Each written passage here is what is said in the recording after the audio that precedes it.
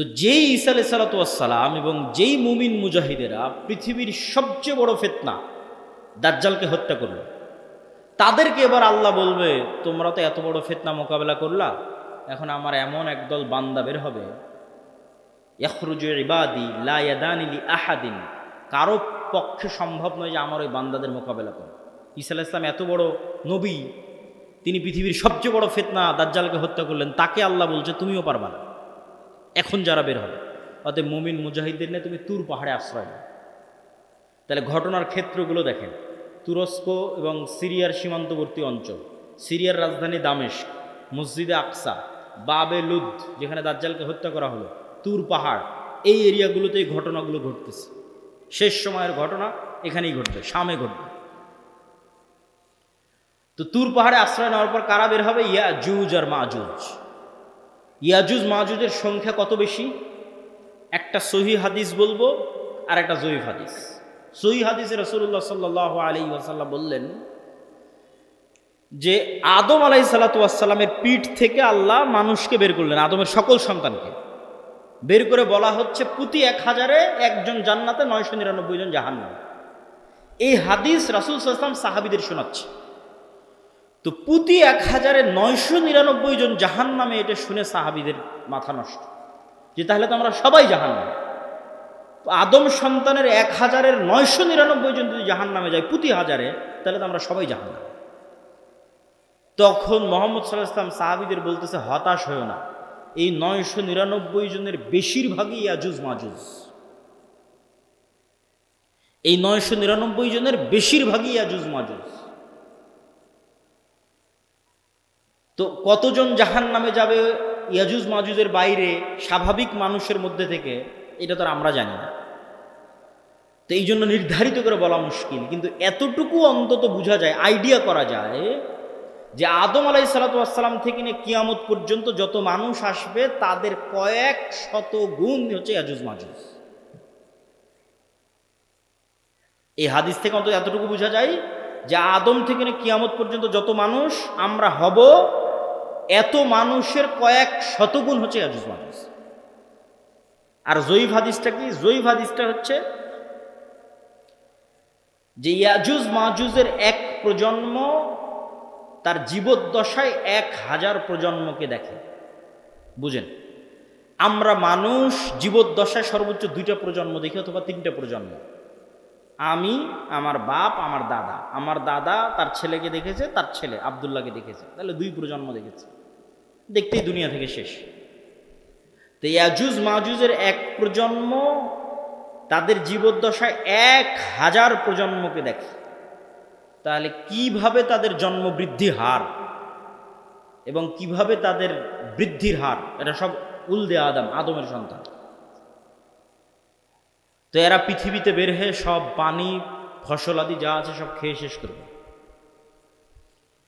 এবং তাদের এই ভয়ঙ্কর ভয়াবহতায় তুর পাহাড়ে ঈসা আলাইহিস সালাতু ওয়াস সালাম বিপদে মুমিন মুজাহিদদের নিয়ে, খাবার নাই, ওই সেম কষ্ট দাজ্জাল থাকতে যে কষ্ট ছিল ওই কষ্ট।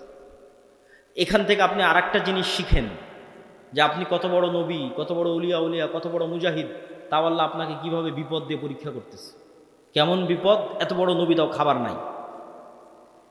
যে নবী নিজে হাতে দাজ্জালকে হত্যা করেছে তার খাবার নাই, সে নবী এখন আল্লাহর কাছে কাঁদতেছে যে আল্লাহ এই বিপদ থেকে বাঁচান। তো এই জন্য সবসময় আল্লাহর সামনে নত, আল্লাহর সামনে সাহায্য, এটা ছাড়া কোনো রাস্তা নাই। তো ঈসা আলাইহিস সালামের কান্নাকাটি এবং মুমিন মুজাহিদদের কান্নাকাটিতে আল্লাহ সুবহানাহু ওয়া তাআলা ইয়াজুজ মাজুজের শরীরে এক প্রকার পোকামাকড় এবং অসুখ দিবেন। তারা মারা যাবে কেমন করে? হাদিসের বাক্যটা শুনেন, কামাউতি নাফাসিন ওয়াহিদিন। একটা মানুষ মারা গেলে যা হয়, পুরো ইয়াজুজ মাজুজ একসাথে ওইভাবে মারা যাবে, যেন একটা মানুষ মারা গেল। তথা একটা মানুষ মরতে যতটুকু সময় লাগে, পুরো ইয়াজুজ মাজুজ কোটি কোটি হাজার হাজার ওইভাবে একসাথে, at a time, at a moment, at a second মারা যাবে। তো এবার ঈসা আলাইহিস সালাতু ওয়াস সালাম জমিনে ফিরে আসবেন, তো জমিনে পা রাখার জায়গা নাই। এত কোটি কোটি মানুষ যদি মরে পড়ে থাকে কি অবস্থা, লাশের দুর্গন্ধ। এবার ঈসা আলাইহিস সালাম আবার আল্লাহর কাছে কান্নাকাটি করবে, দোয়া করবে। তখন আল্লাহ সুবহানাহু ওয়া তাআলা রাসূল সাল্লাল্লাহু আলাইহি ওয়াসাল্লামের ভাষা অনুযায়ী আনাকি ইবিলিল বুখত, বুখত গোত্রের উটের কুঁজ যেমন উঁচু হয়, ওই রকম উঁচু কুঁজ বিশিষ্ট একদল পাখিকে পাঠাবেন, যেই পাখি হাজার হাজার কোটি কোটি লাখ লাখ লাশকে নিয়ে যে এমন জায়গায় ফেলে দিবে যেখানে মানুষ বসবাস করে না। উত্তর মেরু হোক, দক্ষিণ মেরু হোক, সাইবেরিয়া হোক, যেখানে হোক, আল্লাহ ভালো জানেন, যেখানে আল্লাহ বলবেন। তারপরে আসমান বৃষ্টি বর্ষণ করে এই জমিনকে পরিষ্কার করে দিবে। তারপরে ঈসা আলাইহিস সালামের শাসন চলবে হাদিস অনুযায়ী 7 বছর, আর বাইবেলের বর্ণনা অনুযায়ী 1000 বছর। তো 7 বছর ঈসা আলাইহিস সালামের এই শাসনে এতটা নিরাপত্তা এবং শান্তি বিরাজ করবে যে এতদিন যত যুদ্ধ বিগ্রহের সামগ্রী ছিল এগুলো কাজে লাগবে না, ওগুলো জ্বালিয়ে পুড়িয়ে দেওয়া ছাড়া কোনো কাজ নাই। আর এত বরকত আসমান এবং জমিন উন্মুক্ত করে দিবে যে একটা ডালিম একটা গ্রাম খাবে, একটা গাভীর দুধ একটা পুরো বংশ খাবে, এত বরকতে আল্লাহ পরিপূর্ণ করে দিবে। তারপরে এক শীতল বাতাসে মুমিন, মুসলিম এবং ঈসা আলাইহিস সালাম সবাই মারা যাবে, শুধু ফাসিক এবং ফাজেরেরা পৃথিবীতে থাকবে।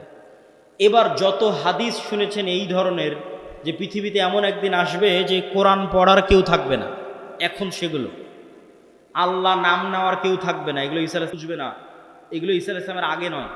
ঈসা আলাইহিস সালামের আগে কোরআন থাকবে, দিন থাকবে, এটা তো পূর্ণতায় পৌঁছে যাবে। এখন পতন দেখতে পাচ্ছেন, কিন্তু আল্লাহ মুতিম্মু নূরিহি আগেই বলে নিয়েছে আয়াতগুলো, এই দিন তো সারা পৃথিবী বিজয় করবে, আর এই বিজয় ধারা তো ঈসা আলাইহিস সালামের আসার আগেই শুরু হয়ে যাবে।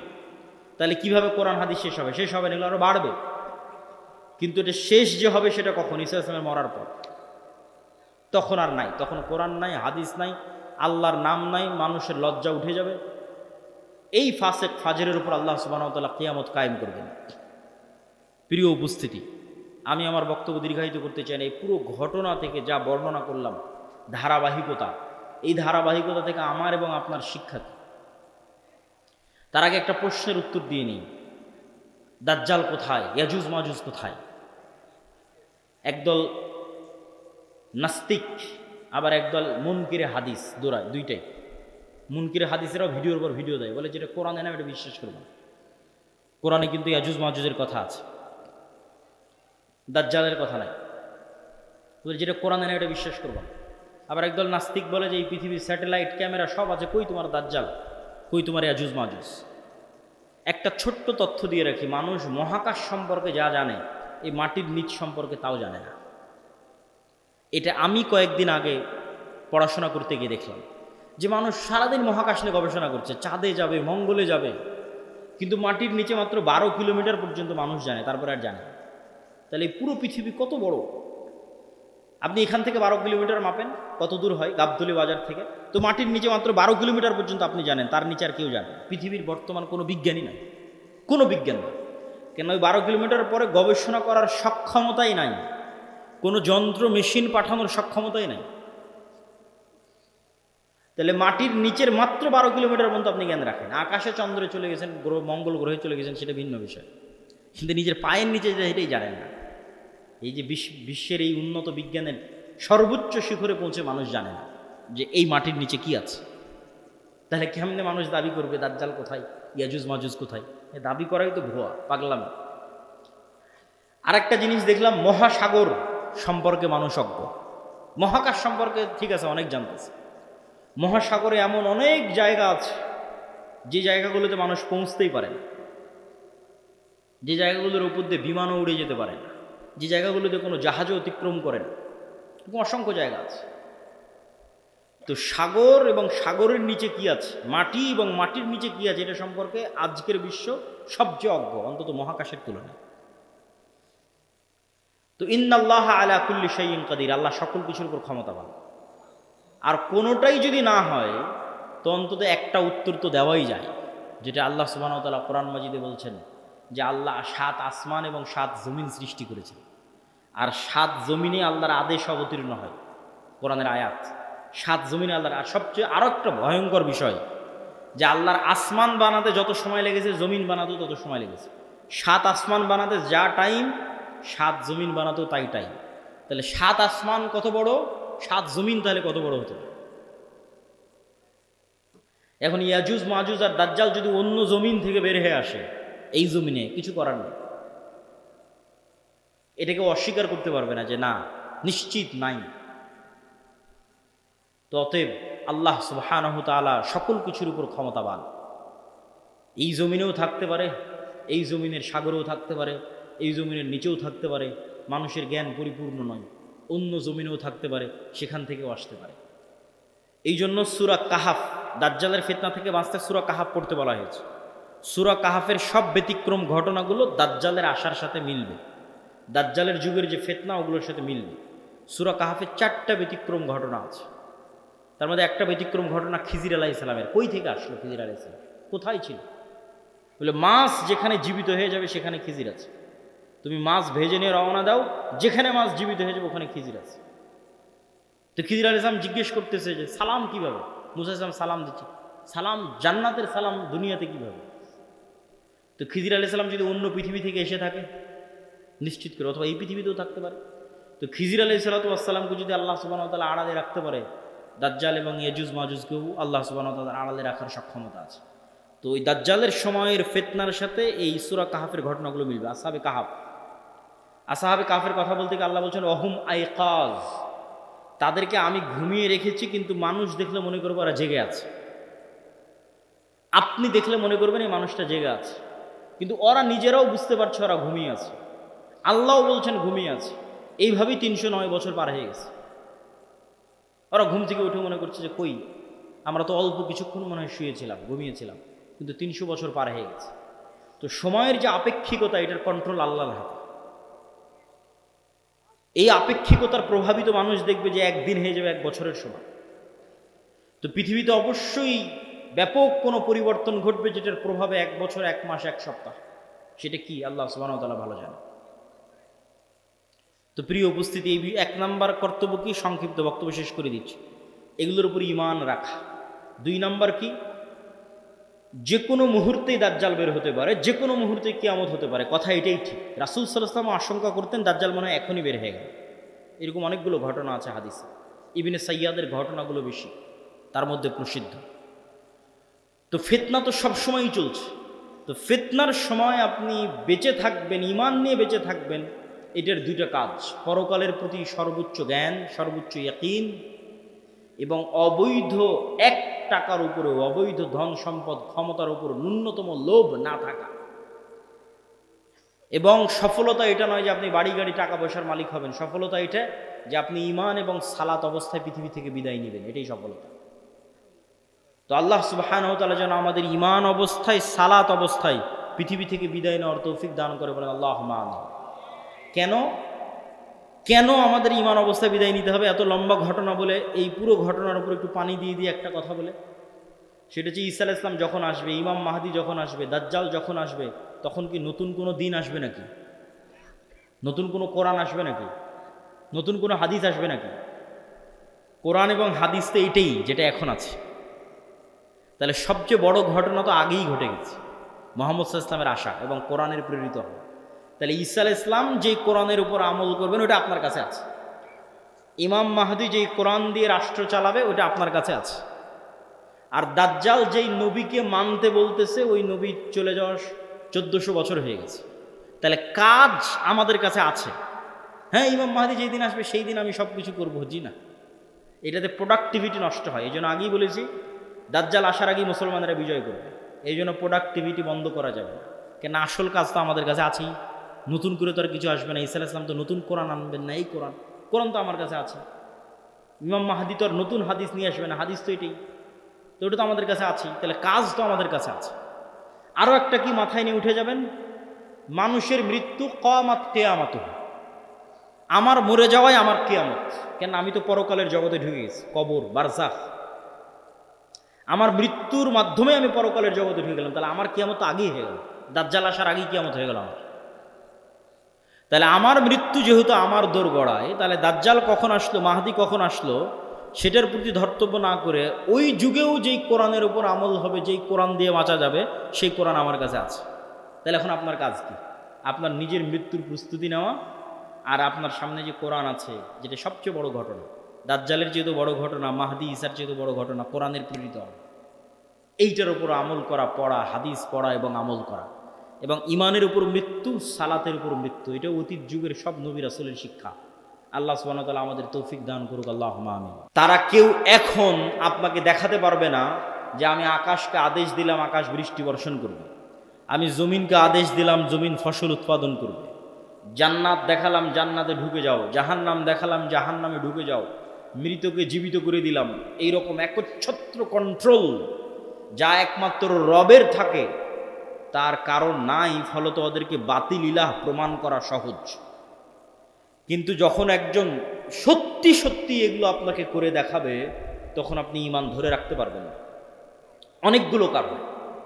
এক নাম্বার কারণ, যারা ধরেন আগে থেকেই শক্তিশালী কোনো কিছু দেখলেই আরে বাবা এ তো অনেক বড় অলিয়া উলিয়া কবিরাজ, অনেক কিছু করতে পারে, দেখলেই যাদের অন্তরে ভয় ঢুকে যায়, মনে হয় না এর কাছে মনে হয় কোনো ক্ষমতা আছে, এরা তো এমনি দাজ্জালের পূজা করবে। যারা যুগ যুগ মূর্তির পূজা করেছে, মাজারের পূজা করেছে, এদের বাধা হবে না। ওরা দাজ্জালের ক্ষমতা পাওয়ার দেখে মনে করবে অনেক বড় অলিয়া আল্লাহ চলে এসেছে, অনেক বড় কারামতে আউলিয়া চলে এসেছে, অতএব এখন আর ইবাদত করে, এখন আর পূজা করলে সমস্যা নেই। তো একদল তো এমনি পথভ্রষ্ট হয়ে যাবে। আরেক দল মানুষ থাকে যারা মোটামুটি আল্লাহর উপর ঈমান রাখে, কিন্তু ইস্তেকামা, ঈমানের উপর ইস্তেকামার জন্য সবর লাগে। সবর করার ক্ষমতা এবং সাহস এদের নাই। এদের দেখবেন এখন দুনিয়াবি ক্ষমতা যাদের কাছে, ওদের ওখানে গিয়ে সিজদা দিচ্ছে। আজ থেকে 6-7 মাস আগে 16 বছর যাদের কাছে ক্ষমতা ছিল, ওদের কাছে গিয়ে সিজদা দিয়েছে। ক্ষমতার বাইরে এরা চিন্তা করতে পারে না। ক্ষমতা যেখানে, এদের কেবলা এবং মারকাজ সেখানে। এবং আপনি যদি নিজের জায়গায় দাঁড়িয়ে চিন্তা করেন, আজকে তেলের যে সংকট, আমি দাজ্জালের ফিতনার ভয়াবহতা বোঝানোর জন্য আপনাকে বলতেছি।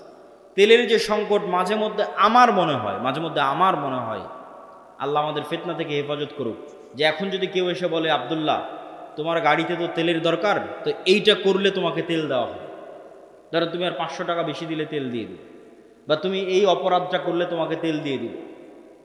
তো কত মানুষ হল ঠিক আছে ভাই সমস্যা নেই, আমার গাড়িতে তেল দেন, আমি করে দিচ্ছি।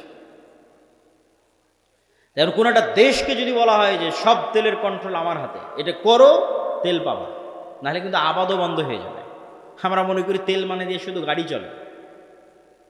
পেট্রোকেমিক্যাল থেকে সকল সার উৎপাদন হয়, সব কোনো সারই আর তৈরি হবে না। সার না হলে আপনি চাষ করবেন কি দিয়ে? স্যালো মেশিন স্টার্ট না দিলে পানি তুলবেন কোথায় থেকে? তো তেল মানে শুধু গাড়ি নয়, সবই এখনকার আধুনিক সভ্যতার সবই তেল। তা আমি তেল দিব না আপনাকে, তা আপনিও বুঝতে পারছেন যে আপনি সবই করে ফেলবেন তেল নেওয়ার জন্য। তো কোরআন এবং হাদিসে তো এর চেয়ে বড়টা বলা আছে, তেলের কথা বলা না, সরাসরি আকাশের বৃষ্টির কথা বলা আছে, জমিনের ফসলের কথা বলা আছে ডাইরেক্ট, যে দাজ্জাল ইরাক এবং শাম এই দুই দেশের মধ্যে সীমানা দিয়ে যেতে থাকবে। কোনো এক নগরীর মানুষের কাছে এসে বলবে এই তোমরা আমার উপর ঈমান আনছো, তারা বলবে জি জাহাপনা, জি প্রভু আপনার উপর ঈমান আনলাম। ওদের জন্য দাজ্জাল টাকা পয়সা ধন দৌলত রুজি রুটির এত বড় ব্যবস্থা উন্মোচন করে দিবে যে মৌমাছির ঝাঁক যেভাবে মধুর পিছনে ছুটে, ধন সম্পদ টাকা পয়সা ওই শহরের মানুষের পিছনে ওইভাবে ছুটবে। এবার অতিক্রম হতে হতে আর এক শহরে আসবে, সেই শহরের মানুষকে বলবে আমার উপর ঈমান আনয়ন করছো, তারা বলবে না আমরা রব্বুল আলামিনের উপর ঈমান রাখি।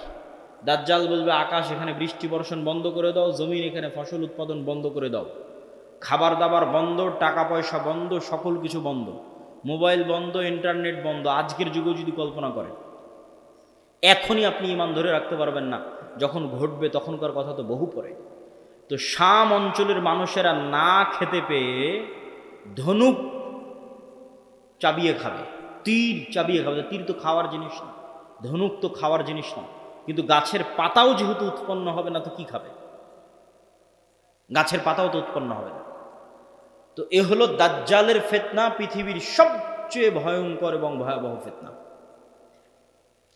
দাজ্জালের ফিতনা সম্পর্কে বলতে গিয়ে দুইটা হাদিস না বললেই না।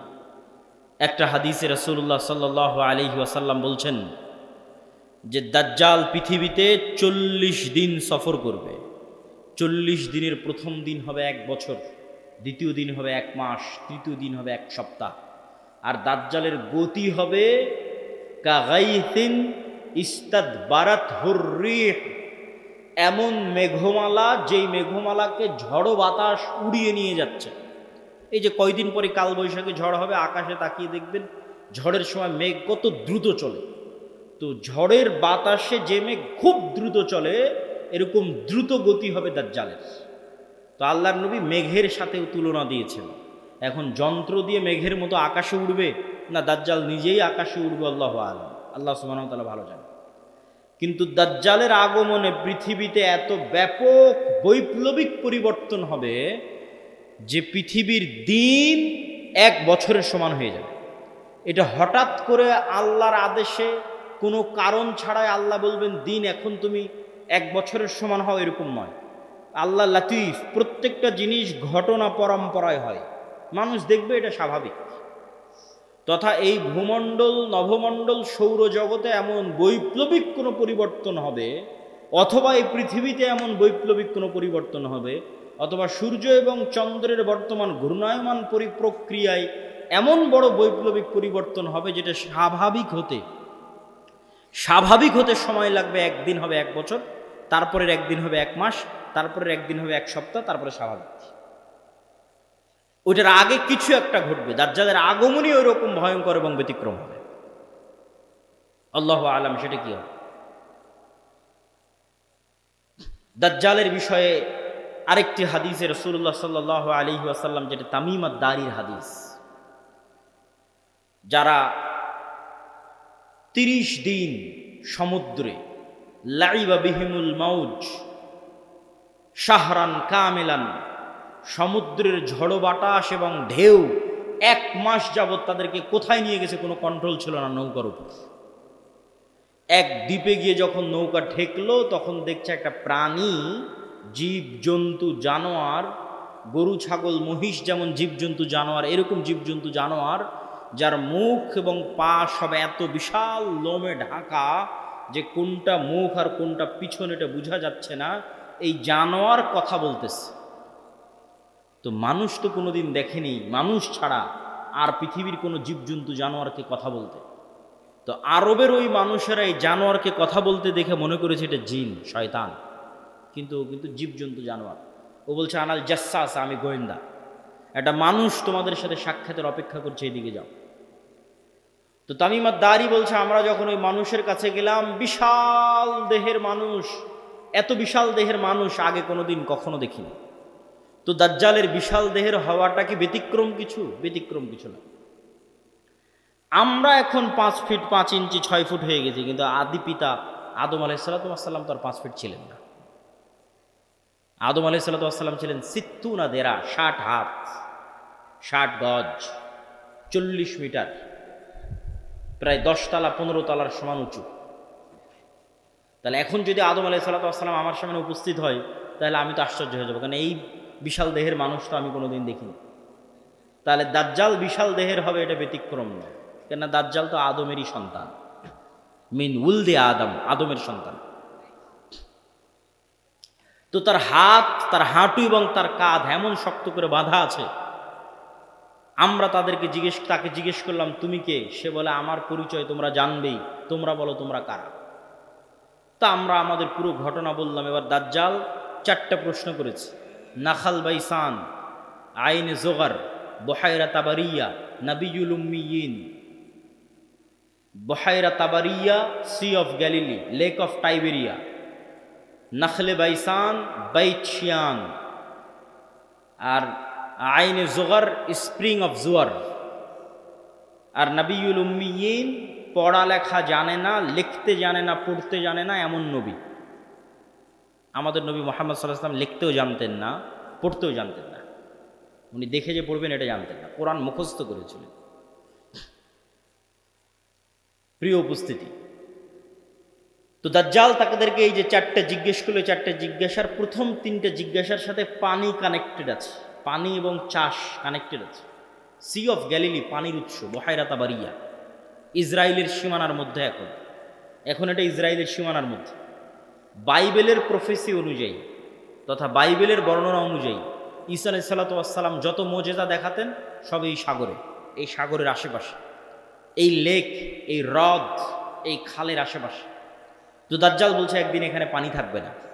এখন পানি দাজ্জাল আসার আগেই শেষ হবে সেটা ঠিক না, আসলে না, দাজ্জাল আসার শেষ হবে না। কেন আর এক হাদিসে বলতেছে ইয়াজুজ মাজুজ যখন বের হবে তখন ওরা বহায়রা তাবারিয়ার পানি খেয়ে শেষ করে দিবে, খেয়ে শেষ করে দিয়ে অন্যদিকে আগাবে পানি শেষ করার জন্য। তাহলে পানি যদি দাজ্জাল আসার আগেই শেষ হয়, তাহলে ইয়াজুজ মাজুজ আবার কোথায় পানি পাবে? এটাও তো একটা প্রশ্ন। কিন্তু দাজ্জাল বলছে এখানে একদিন পানি থাকবে না। তার মানে কি ইয়াজুজ মাজুজ এসে শেষ করবে ওটার ভবিষ্যৎবাণী, না দাজ্জাল আসার আগেই শেষ হবে? মানে অনেকেই দেখি এখন খুঁজে যে বহেরা তাবারেতে পানি শেষ হচ্ছে কি, সেটার জন্য বলতেছে যে পানি যে দাজ্জাল আসার আগেই শেষ হবে এটা মনে করাটা একদম 100% ঠিক এটা বলা যাবে না। কেন আর এক হাদিসে কি বলা হচ্ছে, ইয়াজুজ মাজুজ এসে বহেরা তাবারের পানি খেয়ে নেবে। তো বলে এখানে একদিন পানি থাকবে না। 2 নম্বর কি, নাখাল বাইসান, বাইসানের খেজুর বাগান, এটাও ইসরায়েলের একটা বড় শহর, বাইত শিয়ান। বলে এখানে কি মানুষ খেজুর চাষ করে? তো বলে করে। তো বলে এখানে একদিন পানিও থাকবে না, খেজুর চাষের ব্যবস্থাও থাকবে না। তার বলে আইনে জোগার, স্প্রিং অফ জোয়ার, এটার বর্ণনাও বাইবেলে আছে। আগের যেমন বহেরা তাবারিয়ার বর্ণনাও বাইবেলে আছে, এই আইনে জোগার, স্প্রিং অফ জোয়ার, এটার বর্ণনাও বাইবেলে আছে। কি হিসেবে আছে?